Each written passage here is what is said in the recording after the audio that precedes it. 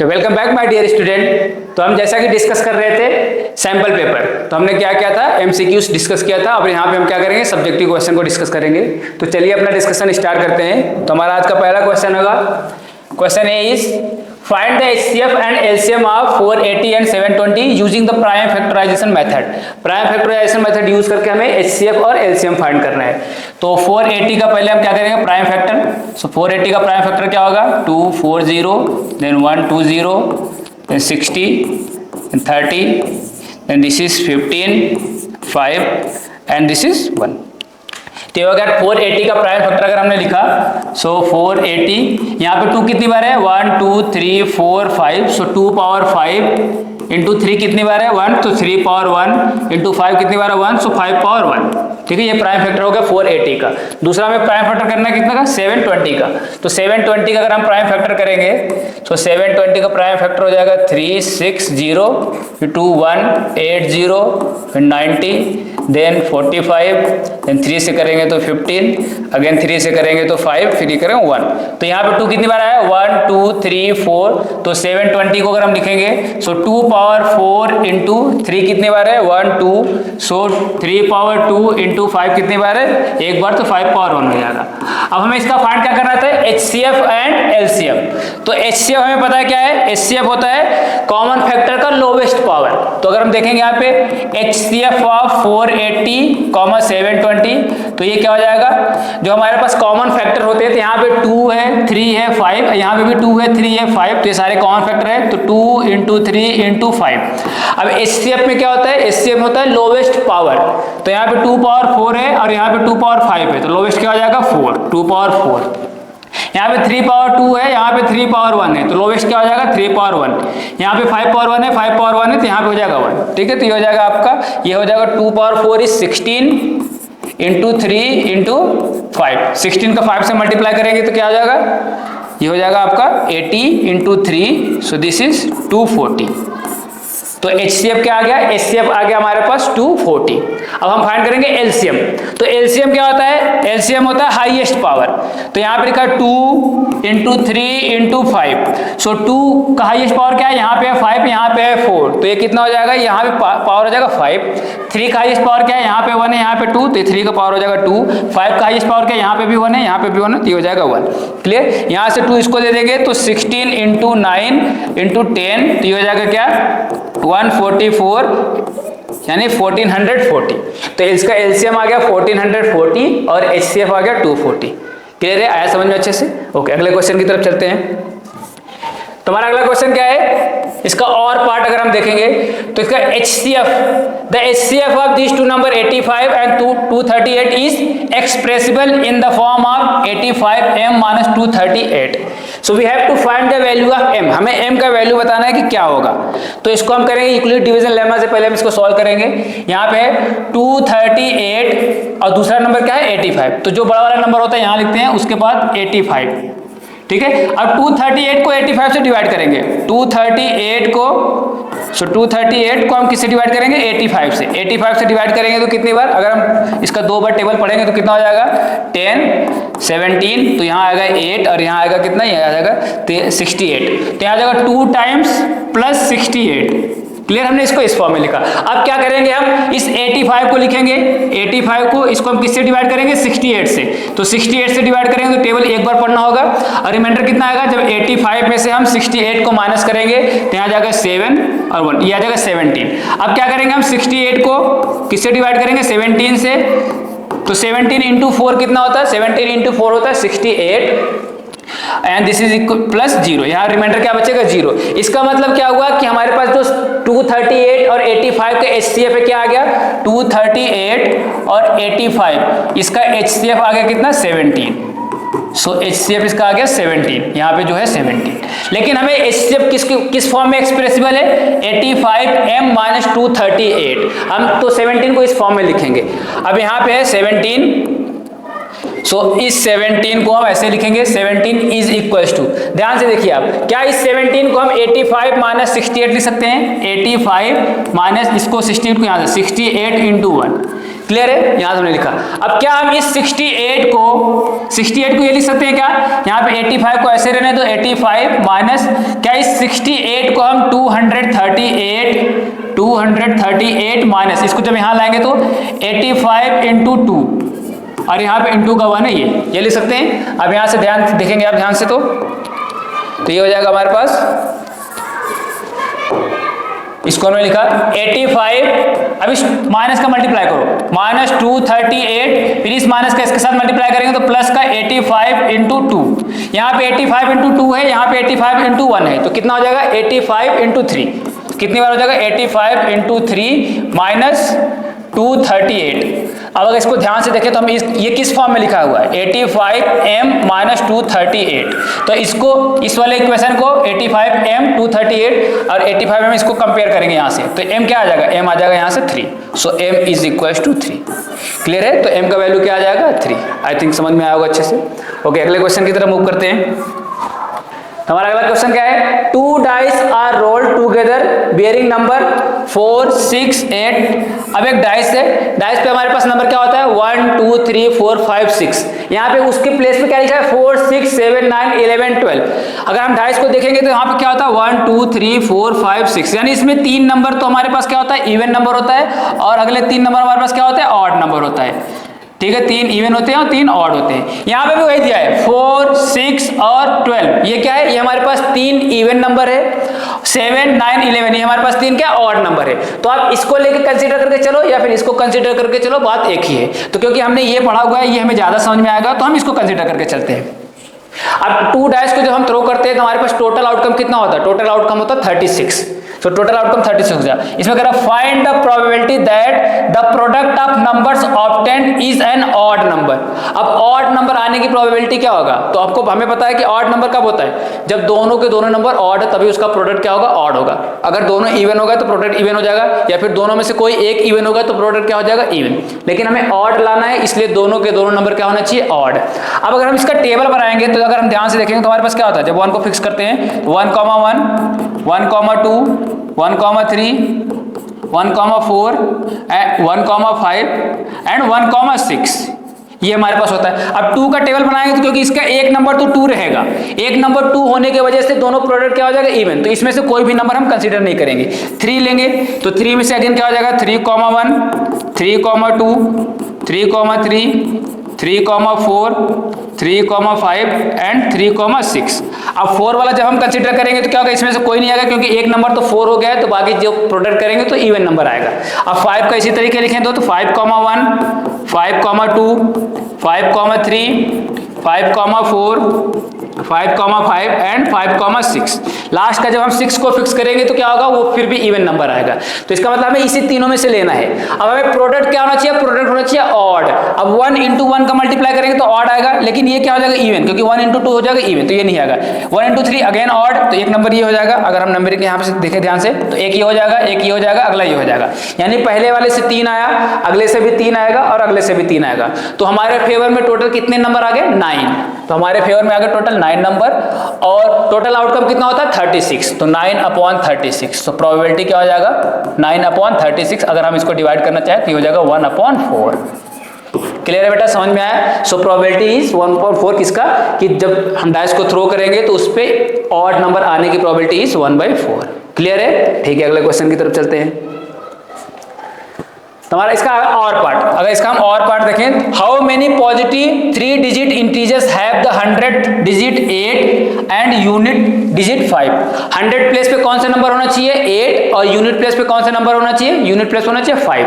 तो एग्जांपल के रूप में देखा जाए तो 100 प्लेस पे 8 हो गया और यूनिट प्लेस पे 5, तो एक नंबर ये हो जाएगा। अगला नंबर क्या होगा, अगला 100 प्लेस पे तो 8 ही होना चाहिए और यूनिट प्लेस पे 5, तो हम ये लिख सकते हैं 15। नेक्स्ट देखेंगे तो ये हो जाएगा 25, देन 35, 835, फिर 845, 855, 865, 875, 885 और 895। उसके बाद जब हम लिखेंगे तो अगला क्या आ जाएगा 900। लेकिन हमें फिक्स कर दिया है कि जो हमारा 100 प्लेस है उस पे होना चाहिए 8 और जो यूनिट प्लेस है उस पे होना चाहिए 5। इसके अलावा हम कोई नंबर नहीं ले सकते। अब आप हमें बताइए कि 3 डिजिट के टोटल कितने नंबर होते हैं। तो 3 डिजिट का पहला नंबर होता है 100 और लास्ट नंबर होता है 999।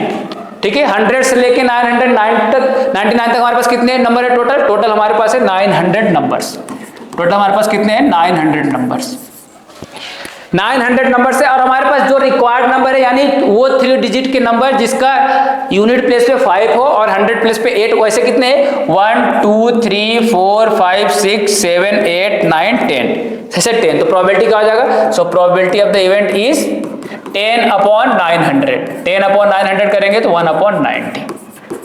क्लियर बेटा, समझ में आया। इसमें इंपॉर्टेंट यह था कि जो हमें 3 डिजिट का नंबर लेना है उस पे यूनिट प्लेस पे क्या होना चाहिए 5 और 100 प्लेस पे क्या होना चाहिए 8। तो हमारे पास यही पॉसिबल 10 नंबर है जो हमारे फेवर में है।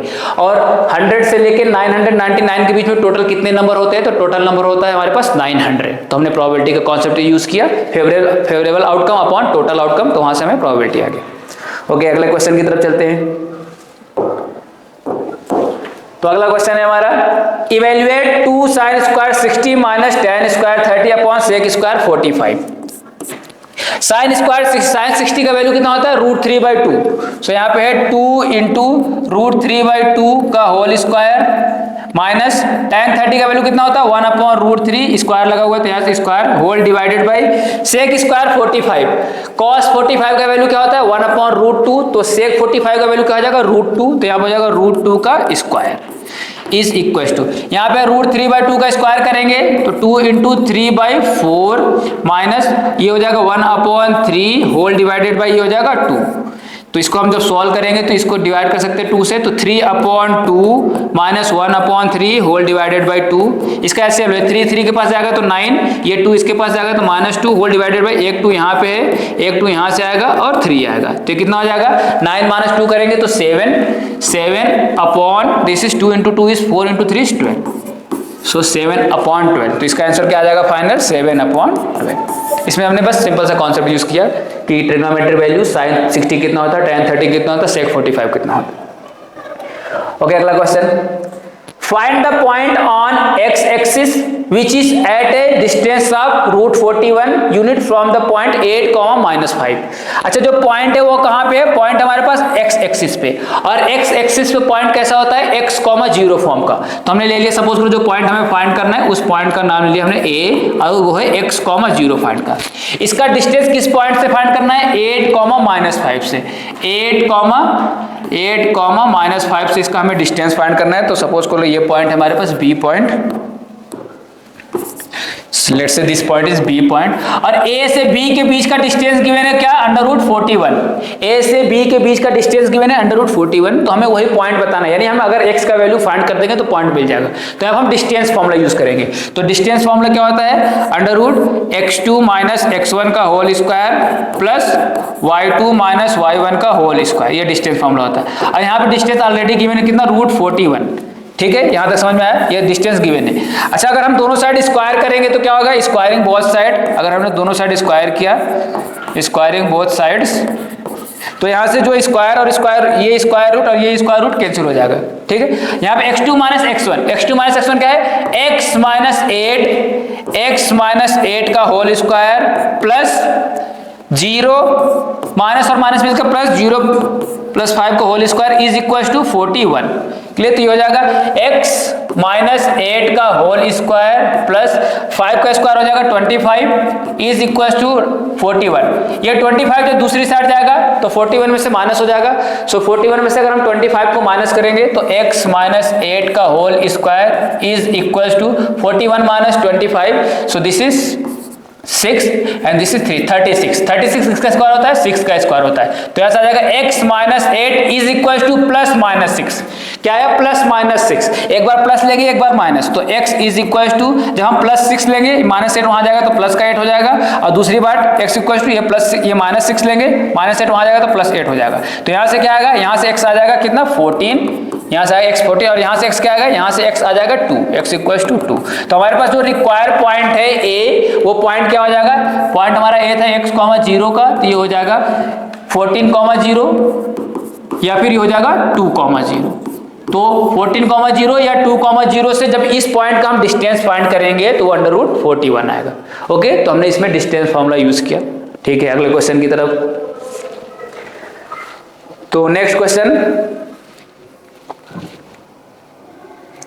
so that the point A, B, C are the vertices of an isosceles triangle. Isosceles triangle कब फॉर्म करेगा? जब इनके हम क्या करेंगे, साइड लेंथ फाइंड करेंगे और दिखाएंगे कि इसमें दो साइड का लेंथ क्या है, इक्वल है, तो वो आइसोसेलेस ट्रायंगल हो जाएगा। अच्छा, पहले हम आइसोसेलेस ट्रायंगल प्रूव करने से पहले हम क्या दिखाएंगे कि ये these 3 points are non collinear. जब ये नॉन कोलिनियर होगा तभी ये ट्रायंगल फॉर्म करेगा, अगर कोलिनियर होगा तो एक स्ट्रेट लाइन फॉर्म करेगा। तो नॉन कोलिनियर पॉइंट हमें प्रूव करने के लिए हम क्या करते हैं, हमारे पास एक फॉर्मूला, अगर हमारे पास 3 पॉइंट है x1, y1, b point, x2, y2 and c point, x3, y3, अगर हमारे पास ये 3 पॉइंट है, ये नॉन कोलिनियर प्रूव करने के लिए हमारे पास कंडीशन क्या होता है, y3 minus y1 upon x3 minus x1 is equal to x3 minus x not, ये this is y3 minus y1 upon y2 minus y1 is equal to x3 minus x1 upon x2 minus x1। अगर ये condition equal आता है तो these 3 points will be collinear, और अगर इक्वल नहीं आता है तो it will be non collinear. अब यहाँ पे देखते हैं, यहाँ पे y3 क्या है, y3 है 9 माइनस y3 क्या है 8, y3 हमारे पास 8 माइनस y1 कितना है, y1 है 6 होल डिवाइडेड बाय y2 कितना है, y2 है हमारे पास 0 माइनस 6। इसको जब हम सॉल्व करें तो क्या आएगा, 2 upon minus 6 which is minus 1 upon 3, तो ये क्या आ गया LHS, ये साइड हमारे पास आ गया। अब RHS फाइंड करेंगे, x3 का वैल्यू कितना है, x3 हमारे पास 9 माइनस x1 कितना है, x1 हमारे पास माइनस 5, तो माइनस और माइनस इसके प्लस का 5 हो जाएगा होल डिवाइडेड बाय x2 कितना है हमारे पास 3 प्लस 5, तो ये हो जाएगा क्या 9 and 5 14 डिवाइडेड बाय 8, तो ये हो जाएगा 7 अपॉन 4। अब ध्यान से देखेंगे तो माइनस 1 अपॉन 3 और 7 अपॉन 4 इक्वल नहीं होता है। जब इक्वल नहीं होता है तो इसका मतलब क्या है, these 3 points are non collinear, और ये तीनों पॉइंट अगर नॉन कोलिनियर है तो अब हमें दिखाना है कि ये ट्रायंगल फॉर्म करेगा। कौन सा ट्रायंगल फॉर्म करेगा वो हम डिस्टेंस फार्मूला से चेक करेंगे। पहले हम क्या करेंगे, ए और बी का डिस्टेंस फाइंड करेंगे, तो ए बी का डिस्टेंस फाइंड करेंगे, अगेन डिस्टेंस फार्मूला लगाएंगे अंडर रूट में। यहाँ पे क्या है माइनस और ये माइनस है, ये प्लस है, तो क्या हो जाएगा 3 प्लस 5 का होल स्क्वायर प्लस यहाँ पे 6 यहाँ पे 4, तो ये हो जाएगा 0 माइनस 6 का होल स्क्वायर, तो ये मिलकर कितना हो जाएगा अंडर रूट, दिस इज 8 का स्क्वायर प्लस 6 का स्क्वायर, 8 का स्क्वायर इज 64, 6 का square is 36 which is under root 100 जो आ जाएगा 10। ठीक है, तो हमारे पास आ गया ए बी कितना आ गया 10। अब हम क्या फाइंड करेंगे, बी सी फाइंड करेंगे। बी सी के लिए क्या होगा, अगेन डिस्टेंस फार्मूला यूज करेंगे, ये प्लस का 3 है, ये प्लस का 9 है, तो हो जाएगा 9 माइनस 3 का स्क्वायर प्लस यहाँ पे 0 यहाँ पे 8 है, तो 8 माइनस 0 का स्क्वायर, क्योंकि यहाँ पे स्क्वायर लगा हुआ है इसलिए 9 माइनस 3 रखो या 3 माइनस 9 रखो, दोनों इक्वल होता है। तो ये हो जाएगा क्या, अगेन अंडर रूट, ये हो जाएगा 6 का स्क्वायर प्लस 8 का square, this is under root 36 plus 64 under root 100 is equal to कितना आ गया 10। ये भी 10 आ गया, ये भी 10 आ गया। अगला साइड फाइंड करते हैं ए और सी। जब हम ए सी फाइंड करेंगे तो ये क्या -5 है, ये +9 है, -5 और +9 मिलकर कितना हो जाएगा, ये हो जाएगा 14। ठीक है, 14 का स्क्वायर और प्लस अगला क्या है, ये प्लस का 6 है, ये प्लस का 8 है, तो ये माइनस हो जाएगा, तो 2 का स्क्वायर। अब यहाँ पे ध्यान से देखेंगे तो ये क्या आएगा, ये इन दोनों से डिफरेंट आया है। तो किसी भी एक ट्रायंगल का 2 साइड इक्वल आ गया, जैसे ही 2 साइड इक्वल आ गया इसका मतलब क्या है, वो ट्रायंगल क्या होगा, that triangle is an isosceles triangle. Clear है? ओके, अगले क्वेश्चन की तरफ चलते हैं। सो अब सेक्शन सी में चलेंगे। सेक्शन सी हमारा क्या है, ये 3 मार्क्स का है, ईच क्वेश्चन कैरी 3 मार्क्स। अभी तक जो हमने सेक्शन बी किया वो each question carry 2 marks. Now move to question 3, each question will carry 3 marks.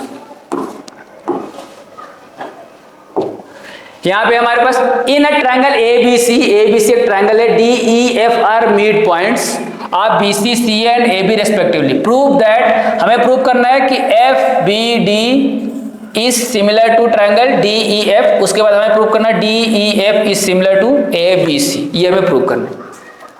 अच्छा, ये F क्या है, F is mid point, E is mid point. F is mid point of AB, E is mid point of AC। ये mid point है, therefore हम क्या लगा सकते हैं, mid point theorem. As F and E are mid points, therefore by mid point theorem से क्या हो जाएगा, this FE is parallel to BC, FE is parallel to BC and FE is equal to 1/2 BC। ठीक है, FE किसके parallel होगा, FE parallel to होगा BC के, और FE is equal to 1/2 BC। Clear है, ये हमारे पास हो गया। अगेन अगर आप ध्यान से देखेंगे तो ये क्या है, this is also a mid point, ये क्या, this is also a mid point, ये दोनों मिड पॉइंट है, ये दोनों मिड पॉइंट है। तो अगेन इसमें भी हम मिड पॉइंट फॉर्मूला लगा सकते हैं इस वाले ट्रायंगल में। जब इस वाले ट्रायंगल में हम मिड पॉइंट फॉर्मूला लगाएंगे तो क्या हो जाएगा, मिड पॉइंट थ्योरम से F D will be parallel to this A C and F D is equal to, तो यहां से लिखेंगे as F and D, as f and d are midpoints, therefore this fd is parallel to AC and fd is equal to 1/2 AC। Clear है, यहां तक समझ में आया? अब इसको ध्यान से देखो, अब ये वाला साइड ये एफ ई पैरेलल टू किसके, BC, अगर ये इसके पैरेलल है यहां से, तो क्या हम ये बोल सकते हैं क्या कि this F E is parallel to BD, तो हो जाएगा F E is parallel to BD, F E BD के पैरेलल है। और आपको पता है कि ये क्या है, ये मिड पॉइंट है, ये मिड पॉइंट, ये मिड पॉइंट, तो ये वाला साइड किसके, इसके पैरेलल हो जाएगा, इस पूरे के पैरेलल होने की वजह से इसके भी पैरेलल हो जाएगा। यानी यहां से लिख सकते हैं and ED is parallel to FB, ED is parallel to FB। अब एक क्वाड्रिलेटरल का, ये क्वाड्रिलेटरल है, इस क्वाड्रिलेटरल, अगर इसको मैं इरेज करूं तो यहां से देखो ध्यान से, तो ये क्वाड्रिलेटरल बन रहा है। इस क्वाड्रिलेटरल की जो अपोजिट साइड है वो क्या आ गया, ये अपोजिट साइड आपस में पैरेलल आ गया। अगर अपोजिट साइड पैरेलल होता है तो उस क्वाड्रिलेटरल को हम क्या बोलते हैं, उस क्वाड्रिलेटरल बोलते हैं उस क्वाड्रिलेटरल बोलते हैं पैरेललोग्राम। सो BDEF यहां से implies BDEF is a parallelogram. BDEF क्या आ गया, एक पैरेललोग्राम आ गया। जैसे BDEF एक पैरेललोग्राम आ गया तो ये क्या हो जाएगा, this ED will be diagonal, this ED is diagonal for this parallelogram BDEF, इसके लिए डायगोनल हो गया। और हमें पता है कि डायगोनल हो गया ये। अब ये डायगोनल देखेंगे ध्यान से, तो ये क्या करेगा, ये इस लाइन, ये लाइन हमारे पास और ये लाइन पैरेलल है और ये हमारे पास डायगोनल है, तो ये डायगोनल ट्रांसवर्सल का काम कर रहा है, ट्रांसवर्सल काम कर रहा है। तो ये एंगल और ये एंगल क्या होगा, ये दोनों एंगल क्या होगा, इक्वल होगा। रीजन, अल्टरनेट इंटीरियर एंगल, अगर ये एंगल x है तो ये एंगल भी x हो जाएगा, अल्टरनेट इंटीरियर एंगल की वजह से ये इक्वल हो जाएगा। दूसरा, अगेन ध्यान से देखिए, ये लाइन और ये लाइन भी क्या है हमारे पास, ये दोनों लाइन पैरेलल है। तो ये एंगल और ये, यहां से देखिए ये एंगल और ये एंगल में क्या रिलेशन है, ये अगर y है तो ये एंगल भी क्या हो जाएगा, y, अल्टरनेट इंटीरियर एंगल की वजह से। अब किसी भी ट्रायंगल के दो एंगल इक्वल है, अगर दो एंगल इक्वल है तो हम उसमें एंगल सिमिलर क्राइटेरिया लगा सकते हैं। Therefore by angle similar criteria, angle similar criteria, this triangle BFD, triangle अगर इस फॉर्म में लिखना है तो FBD, ट्रायंगल FBD, ये वाला triangle will be similar to DEF, will be similar to triangle DEF। ठीक है, कौन से रूल से, by angle similar criteria rule से। तो पहला पार्ट हमारे पास हो गया। अब दूसरा पार्ट हमें क्या प्रूव करना है, DEF, this DEF is similar to बड़ा वाला ट्रायंगल ABC, हमें ये प्रूव करना है। तो इसके लिए हम क्या करेंगे, अगर हमें देखो ये प्रूव करना है कि DEF, if we have to prove triangle DEF is similar to triangle ABC, अगर ये प्रूव करना, हमने इसको इसके सिमिलर ऑलरेडी प्रूव करके रखा है, तो हम ये भी प्रूव कर सकते हैं कि FBD, अगर हमने इस वाले ट्रायंगल को बड़े वाले ट्रायंगल के सिमिलर प्रूव कर दिया तो हो जाएगा हमारा पार्ट, बड़े वाले ट्रायंगल के सिमिलर प्रूव कर दिया तो हमारा काम हो जाएगा। तो इसको हम सिमिलर प्रूव करने की कोशिश करेंगे। ठीक है, इसमें देखो, अगर हम इसमें ध्यान से देखें तो आप ये बताइए कि क्या हमारे पास ये साइड क्या है, this side is parallel to this one, ये side FE is parallel to BC, ये है। तो ये वाला एंगल और ये वाला एंगल में क्या रिलेशन होगा, ये दोनों एंगल इक्वल होगा। क्यों, बिकॉज ऑफ करेस्पॉन्डिंग एंगल। अगर ये एंगल x है तो ये एंगल भी x हो जाएगा, because of corresponding angle. As FE is parallel to BC, therefore this angle B and this angle F will be equal because of corresponding angle। अब दोनों ट्रायंगल में, इस बड़े वाले ट्रायंगल में, अब यहां पे हो जाएगा हमारे पास ये बड़ा वाला ट्रायंगल, ये वाला, ये एंगल और ये एंगल को ध्यान से देखें, इन दोनों एंगल को, या फिर हम ये देख सकते हैं इस छोटे ट्रायंगल में। अच्छा, ये एंगल, इसको अब यहां पे छोड़िए, इसको, ये वाला साइड किसके पैरेलल है, ये वाला साइड इसके पैरेलल है। तो यहाँ पे जो एंगल होगा y, वही एंगल यहाँ पे भी होगा y, और आपको पता है कि ये लाइन इसके पैरेलल, तो अगर ये वाला y हो गया तो ये भी y हो गया। ठीक है, तो इस छोटे वाले ट्रायंगल में, यानी ये बड़े वाले ट्रायंगल में देखेंगे हम, इस बड़े वाले ट्रायंगल में this angle x is equal to this angle y, और इस छोटे वाले ट्रायंगल में, ये एंगल भी x है, ये एंगल भी y है। ठीक है। तो अगर हम बड़े छोटे ट्रायंगल में देखो तो दो एंगल क्या आ रहा है, इक्वल। जैसे ही दो एंगल इक्वल आता है तो अगर हम अगेन हम क्या लगाएंगे, angle similarity rule. Angle similarity rule से ट्रायंगल क्या हो जाएगा, ट्रायंगल ए बी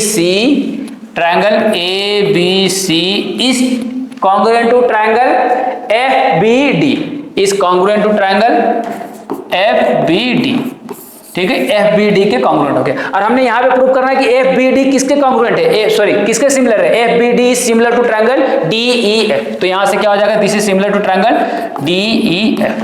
तो यहाँ से पहला और लास्ट वाला देखेंगे तो triangle A B C is similar to triangle D E F. Clear है, समझ में आया आपको। तो हमने कौन सा कॉन्सेप्ट यहाँ पे यूज किया, यहाँ पे हमने पैरेलल लाइन का कॉन्सेप्ट यूज किया, मिड पॉइंट थ्योरम भी यूज किया। उसके बाद हमने यहाँ पे क्या यूज किया, ट्रांसवर्सल का कॉन्सेप्ट, अल्टरनेट इंटीरियर एंगल का कॉन्सेप्ट यूज किया। उसके बाद लास्ट में हमने angle similar criteria rule use करके हमने इसको प्रूव किया। ओके, अगले क्वेश्चन की तरफ चलते हैं। इसका दूसरा पार्ट है और पार्ट। इस और पार्ट में गिवन है इन ट्रायंगल ए बी सी, ये ट्रायंगल ए बी सी है, P and Q are points on A B, P and Q are points on A B respectively such that P Q is parallel to B C, P Q is given to be parallel to B C. यानी ये जो P Q है ये किसके parallel है, B C. So P Q is parallel to B C हमें given है। Prove that the median AD, ये AD क्या है, मीडियन है, drawn from point A on BC bisect PQ। हमें दिखाना है इस PQ को ये बाइसेक्ट करता है। मीडियन होने की वजह से D क्या हो जाएगा, D हो जाएगा मिड पॉइंट। जैसे D मिड पॉइंट हुआ तो ये side BD will be equal to CD। हमें प्रूव करना है क्या, कि हमें प्रूव करना है कि ये जो AD है वो PQ को बाइसेक्ट कर रहा है। PQ को बाइसेक्ट करने का क्या मतलब है, बाइसेक्ट करने का मतलब है कि PR किसके इक्वल होना चाहिए, RQ के इक्वल होना चाहिए। तो हमें प्रूव करना है, to prove PQ is equal to R, PR we have to prove this PR is equal to RQ। ठीक है, तो ये लाइन हमें मीडियन AD हमें दिखाना है कि PQ को बाइसेक्ट कर रहा है। बाइसेक्ट करने का मतलब दो इक्वल पार्ट में डिवाइड कर रहे हैं। ओके, अब हम इसको प्रूव करें। पहले हम क्या करेंगे, ये वाला ट्रायंगल लेंगे, इसमें हम पहले ये ट्रायंगल लेंगे, एक ट्रायंगल ये लेंगे, दूसरा ट्रायंगल हम ये लेंगे, ठीक है। और इन दोनों को हम प्रूव करेंगे, सिमिलर प्रूव करने की कोशिश करेंगे इसको। अच्छा, ये हमें पता है कि ये लाइन और ये लाइन पैरेलल है। अगर ये दोनों लाइन पैरेलल है तो आप बताओ कि ये वाला एंगल और ये वाला एंगल क्या होगा, इक्वल होगा, बिकॉज ऑफ करेस्पॉन्डिंग एंगल। ठीक है, करेस्पॉन्डिंग एंगल से ये एंगल इक्वल हो जाएगा। और जो यहाँ पे एंगल ए है वो छोटे वाले ट्रायंगल में भी एंगल है और वो बड़े वाले ट्रायंगल में भी एंगल है, तो एंगल ए कॉमन हो जाएगा। तो यहाँ पे हम लिखेंगे angle A P R is equal to angle A B D, because this P Q is parallel to, या फिर हम इसको डायरेक्ट लिख सकते हैं बिकॉज ऑफ करेस्पॉन्डिंग एंगल। ये हो गया। दूसरा एंगल ए जो है PAR, यानी एंगल ए और BAD, एंगल ए, ये दोनों ट्रायंगल में कॉमन एंगल है। जैसे दोनों ट्रायंगल में कॉमन हो गया तो दो यहाँ पे एक किसी भी दो ट्रायंगल को दो एंगल अगर इक्वल है तो उसको हम कौन सा रूल लगाते हैं, angle similarity rule. Therefore by angle similarity rule triangle APR is similar to triangle ABD, ये दो ट्रायंगल क्या हो गया, सिमिलर। ठीक है, जैसे ही दो ट्रायंगल सिमिलर होता है तो हम क्या करते हैं, साइड का रेशो इक्वल आता है, तो यहां से साइड का रेशो इक्वल आ जाएगा। तो हम ध्यान से देखेंगे, अगर साइड का रेशो AR अपॉन, यहाँ पे हमने इस वाले ट्रायंगल का AR लिया, बड़े वाले ट्रायंगल का है D, तो AR upon AD will be equal to this PR upon this PR upon BD। Clear है, यहाँ हो गया। अच्छा, अब जो हमने इस वाले ट्रायंगल में क्या हम सेम कॉन्सेप्ट इन दोनों ट्रायंगल में यूज कर सकते हैं, ये छोटा वाला ट्रायंगल, फिर उसके बाद ये पूरा बड़ा वाला ट्रायंगल। जब ये कॉन्सेप्ट यूज करेंगे तो यहाँ से क्या आ जाएगा, यहाँ से आ जाएगा ट्रायंगल AQR ट्रायंगल। यहाँ पे हम लिखना चाहे तो लिखेंगे, यहाँ पे suppose this is equation first. Similarly in triangle AQR will be similar to triangle ACD। ठीक है, ये हो जाएगा सिमिलर। कौन सा रूल लगेगा, एंगल सिमिलरिटी रूल। यहां से अगेन हम क्या करेंगे, CPST लगाएंगे तो क्या हो जाएगा, यहां से side AR upon AD will be equals to this QR upon CD। This is Q R upon C D. This is equation second. Equation क्या आप A R upon A D के प्लेस पे Q R upon C D रख सकते हैं? तो A R upon A D जहां पे, वहां पे हम क्या रखेंगे? Q R upon C D. या फिर इसी के प्लेस पे हम यहां से रख देंगे, यहां रखेंगे P R upon B D, P R upon B D is equal to Q R upon C D. ठीक है, ये दोनों इक्वल आ गया। बट अब ध्यान से देखिए, डी क्या है? D is mid point for B C. तो इसका मतलब कि हम बी डी और सी डी इक्वल है, B D is equal to C D. तो यहां से आप देखो, यहां से बी डी ये क्या है हमारे पास? दिस इज बी डी और ये दिस इज सी डी। तो बी डी और सी डी इक्वल होगा, ये कैंसिल हो जाएगा। तो हमारे पास बचा क्या? हमारे पास बचा P R equal to Q R. P R is equal to Q R. अब जैसे ही P R equal to Q R आ गया, इसका मतलब this R is mid point, यानी this A D bisect this P Q. Clear है? आया समझ में? ओके, अगले क्वेश्चन की तरफ चलते हैं।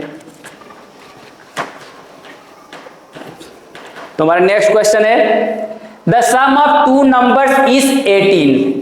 The sum of two number is 18 and the sum of their reciprocal is 9/40. Find the numbers.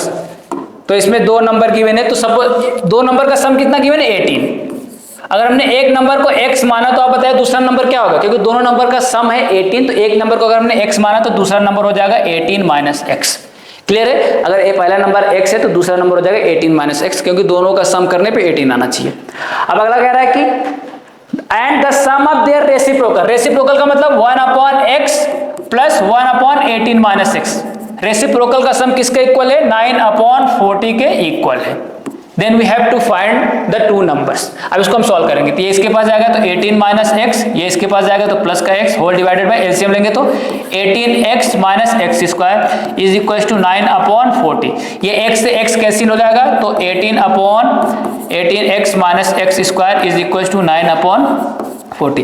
इस 9 से इस 18 को डिवाइड करेंगे 2 टाइम्स, ये 40 इसके पास आएगा तो कितना हो जाएगा? 80 इज इक्वल टू, ये 1 के पास जाएगा तो 18x माइनस एक्स स्क्वायर। अब इस सबको यहाँ पे लाओ तो हो जाएगा एक्स स्क्वायर, यहाँ पे माइनस में इधर आएगा प्लस में, ये प्लस में माइनस में हो जाएगा 18x प्लस का 80 इज इक्वल टू 0। ये हो गया क्वाड्रेटिक इक्वेशन। अब क्वाड्रेटिक इक्वेशन को सॉल्व करेंगे, तो ऐसे दो नंबर जिनका प्रोडक्ट करने पे 80 आए, लेकिन दोनों को हम ऐड करें, क्योंकि यहाँ a इंटू सी क्या रहा है? प्लस का 80, इसका मतलब दोनों नंबर पॉजिटिव होगा या दोनों नंबर नेगेटिव होगा। तो प्रोडक्ट करने पे 80 आए और जब दोनों नंबर को ऐड करें तो 18 आए, तो क्या होगा? 10 और 8 तो हो जाएगा एक्स स्क्वायर, क्योंकि यहाँ पे साइन माइनस है इसलिए minus 10x minus 8x plus 80 is equal to 0। इन दोनों से हम जब इसको सॉल्व करेंगे तो यहाँ से कॉमन आएगा x माइनस 10 और यहाँ से माइनस 8 कॉमन लेंगे तो x माइनस 10 इक्वल टू 0। तो यह हो जाएगा x माइनस 8, एक ब्रैकेट आएगा, दूसरा ब्रैकेट x माइनस 10, ये आ जाएगा इक्वल टू 0। तो यहाँ से x क्या आ जाएगा? यहाँ से x आ जाएगा 8 या फिर यहाँ से x आ जाएगा 10। ठीक है, तो जब हम x का वैल्यू 8 रखेंगे तो अगला वाला नंबर क्या हो जाएगा? 10, या फिर जब हम 10 रखेंगे तो अगला नंबर क्या हो जाएगा? 8। So the two numbers are 8 and 10। ठीक है, the two numbers are 8 and 10। अब दोनों का सम करेंगे तो 18 आ जाएगा। क्लियर है? Okay, next question. So next is if alpha and beta are zeros of a polynomial 6x square, हमें polynomial यहाँ पे given है 6x square minus 5x plus 1. This is a polynomial, let's say this is px, और इसके root क्या क्या है? Alpha और बीटा इसका रूट है। Then we have to find a quadratic polynomial whose zeros are alpha square and beta square. Alpha square plus beta square, इसका alpha square and beta square root जिस polynomial का वो हमें polynomial find करना है। अगर alpha और beta इसके अगर रूट है तो अल्फा प्लस बीटा क्या होगा? Minus B by A, minus B by यहाँ पे माइनस 5 है तो माइनस माइनस मिलकर प्लस 5/6, और अल्फा इंटू बीटा क्या आएगा? सी बाई ए, तो सी यहाँ पे क्या है 1 और ए क्या है 6, तो अल्फा प्लस बीटा आ गया, अल्फा इंटू बीटा आ गया। अब हमारे पास दो जीरोस है, अल्फा स्क्वायर और बीटा स्क्वायर। तो पहले हमें इसका सम फाइंड करना होगा, तो alpha square plus beta square, क्योंकि हमें इसका डायरेक्ट वैल्यू पता नहीं है इसलिए हम इसको क्या लिख सकते हैं? फॉर्मूला यूज करके अल्फा प्लस बीटा का whole square minus 2 alpha beta. Alpha plus beta का वैल्यू पता है हमें 5/6 का whole square minus 2 times alpha into beta 1/6, तो ये कितना हो जाएगा? 25/36 माइनस 2/6। यहाँ पे 36, अगर इसको 36 करना होगा तो 6 से मल्टीप्लाई और डिवाइड करेंगे, तो this is equal to 25 minus 12/36, so this is what? 13/36, यानी sum of roots sum of roots क्या आ गया 13/36। अब हम प्रोडक्ट ऑफ रूट फाइंड करेंगे। तो प्रोडक्ट ऑफ रूट क्या है, alpha square into beta square, which means alpha into beta का होल स्क्वायर, और अल्फा इंटू बीटा का वैल्यू है 1/6, तो इसका स्क्वायर करेंगे तो 1/6 का स्क्वायर विच इज 1/36। ठीक है, सो सम ऑफ द रूट्स भी आ गया, प्रोडक्ट ऑफ द रूट भी आ गया। So therefore the required polynomial is equals to k times x square minus sum of roots into x plus product of roots।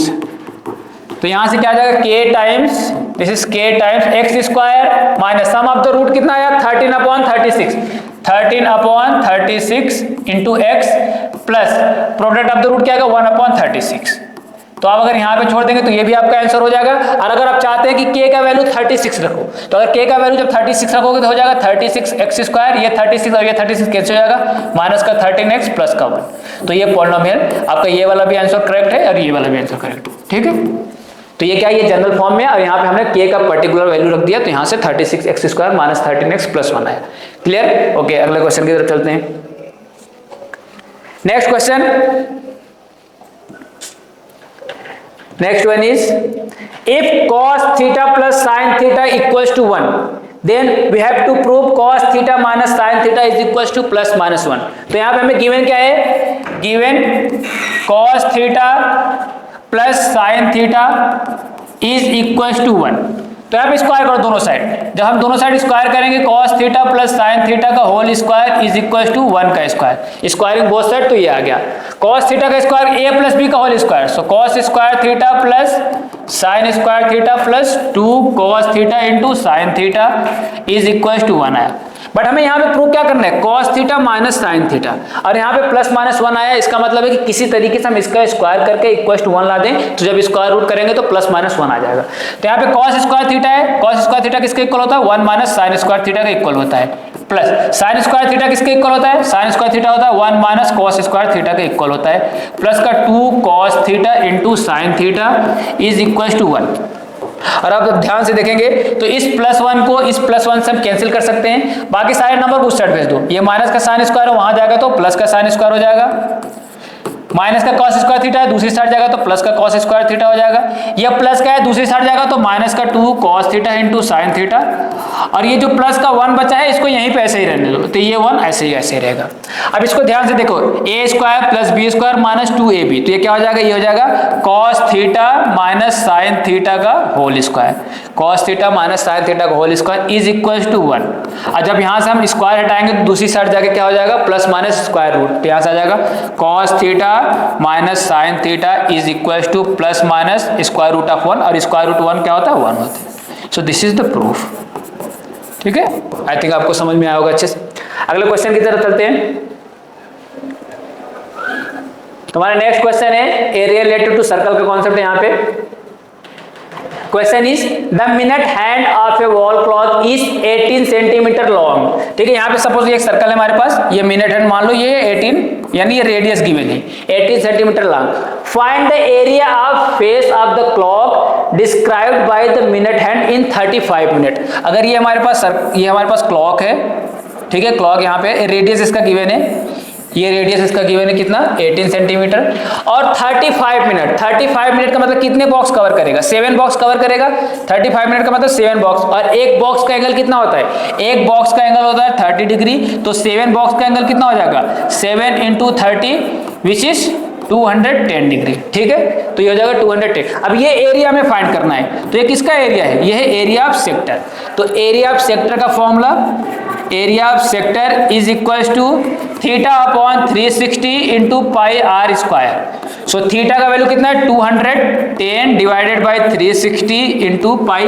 पाई का value इसमें given है क्या, पाई का value given नहीं, इसलिए हम क्या रखेंगे 22 अपॉन 7, और रेडियस कितना है, रेडियस हमारे पास है 18, सो 18 इंटू 18 क्योंकि रेडियस का स्क्वायर है।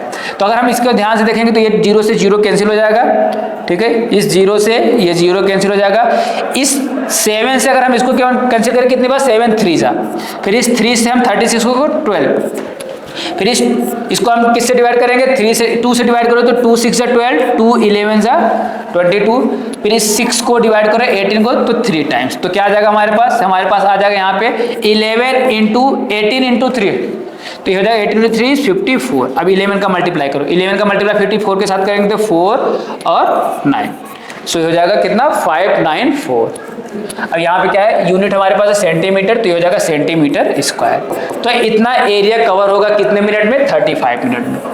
ये आपको कॉन्सेप्ट समझ आया। मैं बताऊँ यहाँ पे एक हमारे पास क्या है, क्लॉक है, तो इसमें कितने बॉक्स होते हैं, हम क्या करते हैं, इसको हम डिवाइड करते हैं 1 2 3 4 5 6 7 8 9 10 11 एंड ये 12। तो यहाँ पे देखेंगे तो हमारे पास टोटल कितने बॉक्स बनते हैं, 12 बॉक्स बनते हैं, और हर एक बॉक्स में 5 मिनट होता है, और एंगल सेंट्रल एंगल कितना होता है, सेंट्रल एंगल होता है 30 डिग्री। अब 35 मिनट है, 35 मिनट का मतलब 7 बॉक्स कवर करेगा, 7 बॉक्स कवर करने का मतलब total angle 7 into 30 which is 210। Clear है, ओके। इसका और पार्ट, ये लास्ट क्वेश्चन होगा फिर, या फिर इसका देखिए दूसरा पार्ट, और पार्ट करके क्या है, A B is a chord of circle centre at O such that angle A O B 60। A O B ये एंगल क्या है, ये एंगल गिवन है 60।